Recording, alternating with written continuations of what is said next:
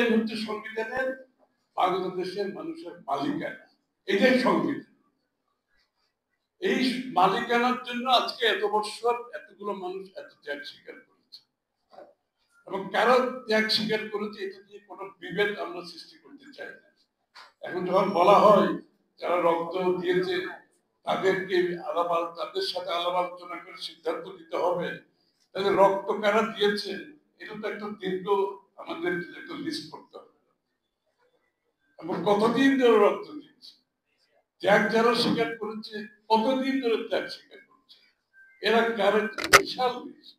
গুম হয়েছে, খুন হয়েছে, তারপরে আপনার পুলিশের হেফাজতে মৃত্যুবরণ করেছে, তারপরে জেলখানার চিকিৎসার অভাবে মৃত্যুবরণ করেছে, তারপরে তার ব্যবসা হারিয়েছে, চাকরি হারিয়েছে, লক্ষ লক্ষ নেতা কর্মী বিনা মিথ্যা মামলার শিকার হয়েছে। এটা তো শেষ করা যাবে না।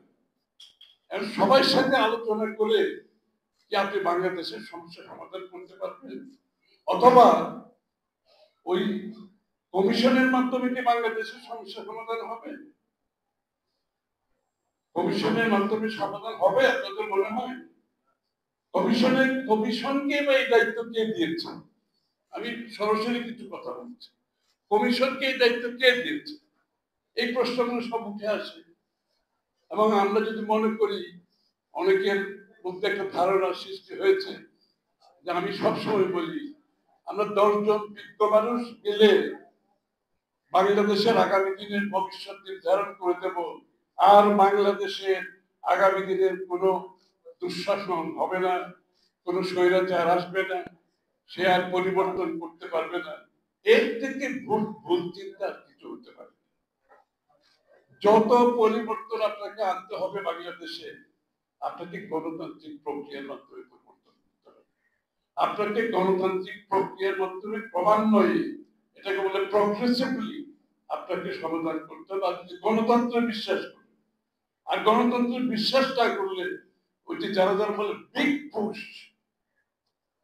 পুশের হিস্ট্রি বাংলাদেশ ওয়ার্ল্ডে আপনি যদি দেশগুলোকে দেখে থাকেন, যেখানে বিগ পুশ দিয়েছে ওই আবার একটা বিগ ব্রেক আসছে, কারণ এটা জনগণের মধ্য থেকে এই পরিবর্তন উঠে আসে, জনগণের আকাঙ্ক্ষার মাধ্যমে এই পরিবর্তন উঠে আসে, এবং জনগণের গণতান্ত্রিক প্রক্রিয়ার মাধ্যমে এই পরিবর্তন হয়।